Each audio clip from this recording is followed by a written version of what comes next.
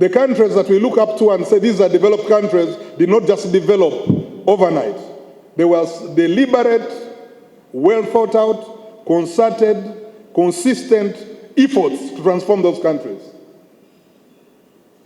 And they relied on their people. The majority of our people in this country are young people. I have heard a statistic said many times that Uganda has got 78% of its people under the age of 35. The UN defines youth as people between the age of 15 and 24. The National Youth Policy in Uganda defines youth as those between 18 and 30. But for purposes of this discussion, allow me to stretch it a bit and say that for me, I think a youthful person is anyone between the age of 18 to about 35.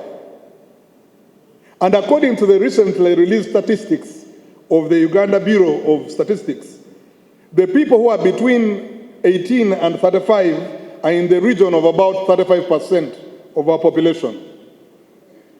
It is not true that all the 78% are youth. No, it is about 35% because the others under 15 are over 50. Many of them are children. But that notwithstanding, the people aged between 18 and 35 constitute almost half of the voting population, which means that they are most politically consequential group of people that we have in this country. Politically consequential in terms that if they chose to all participate effectively in politics, something will happen. Because the numbers don't lie. Numbers don't lie. Half of Uganda's voting population are young people. But it is important to understand that young people are not homogeneous. They're not uniform. I hear people talking about young people as if it is a group of uniform, it's a uniform constituency. It is not. There are young people in the rural areas, there are young people in urban centers. Different people. There are young people who are educated, there are young people who are not educated.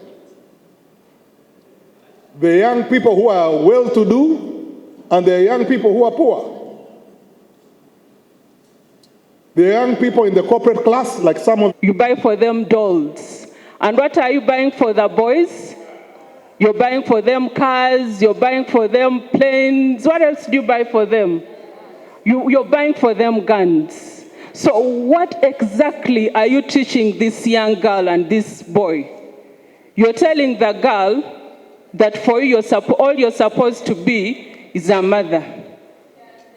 You're supposed to be a caretaker. And you're also teaching the girl that you're supposed to grow up knowing how to cook.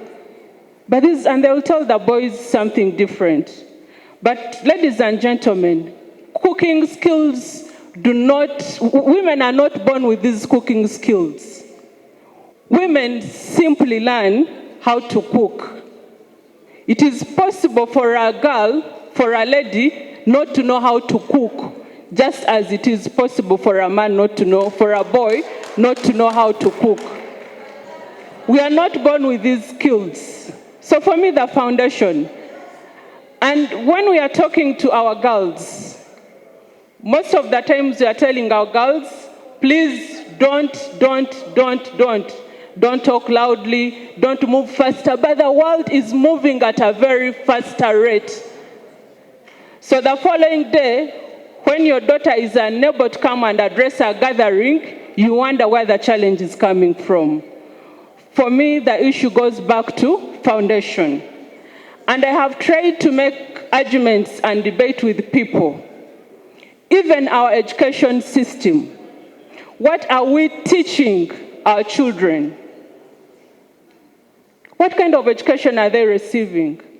You'll find there is a man who does not know what the children have eaten, who does not know where school fees has come from. But when this child goes to school, she will be told that the father is the head of the family, that the man is the head of the family. And allow me pose a question to you. What makes you a head of the family? Should putting on a trouser make you the head of the family? Thank you very much. I definitely disagree with that. And that's a very critical I don't think perspective. that is how we should be analyzing things. Yeah. And you'll go to a school, for those of you who are in mixed schools, there is always a head prefect and there is always a head girl. Meaning that as women, at a very tender age, we are taught to aspire for less. At a very tender age, we are taught to do what? To aspire for less. And personally, I really find that very unfortunate. So we are lucky that most of the leaders in FDC seem to come from that background where they were taught that it's possible for a man and a woman to compete. Now, we have to realize that the welfare of citizens of any country depends a lot on the policies and practices that particular country chooses to take in dealing with the big question of distribution of limited resources. How do we use our resources? How do we apply the limited resources that we have? That is when politics comes in. Politics comes in when we start thinking about resources and how we are equitably using those resources to transform our society. For purposes of this discussion this morning, ladies and gentlemen, let me use the working definition of politics that I picked from Wikipedia. And politics, according to Wikipedia, is activities that are associated with making decisions in groups or other forms of power relations among individuals, such as the distribution of resources and status. In that definition, there are key words that I want you to pay attention to. Groups, decisions, and distribution of resources. That shows you how important politics is.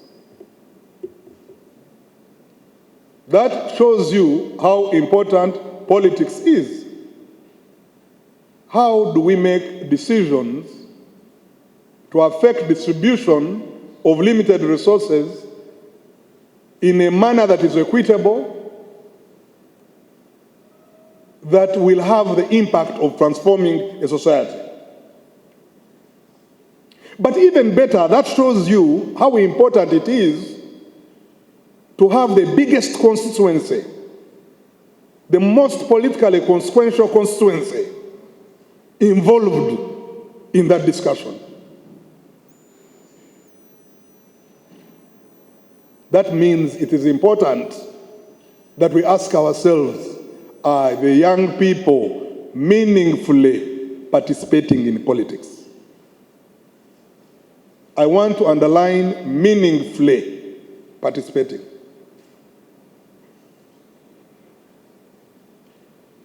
What do I mean by meaningful participation in politics? I mean good organization. I mean clear ideological thinking. I mean effective mobilization and advocacy, leading to pro-people policies that are tangible, that are measurable, that can be seen from a distance, that have got impact on the everyday life of citizens. Because I've seen most people make accusations that I am against men. I am never, and I'll never be against men. I am against patriarchy. What I am against is a society that thinks women need to be inferior. Women need to be below men. What I am advocating for, what we advocate for, is equality. We are not advocating for sameness. Because even the men seated in this room are not the same. We can never and we shall never be the same. So we need to level the ground, both from the homes where we come from the churches where we go to pray, from the schools and also from the political parties that we represent. As I conclude, I heard the Honorable Shamim talk about, and for me I was very affected, I was very touched, talking about the dress code. When you move around, especially in the US, you'll find very many women. They are moving around naked. Has anyone ever raped them? We also have women in this Uganda who move around, not fully dressed. Has anyone ever raped them? Women are not raped because of their dress code. Women are raped because some men choose to rape them. It's not about the way they dress. Yeah.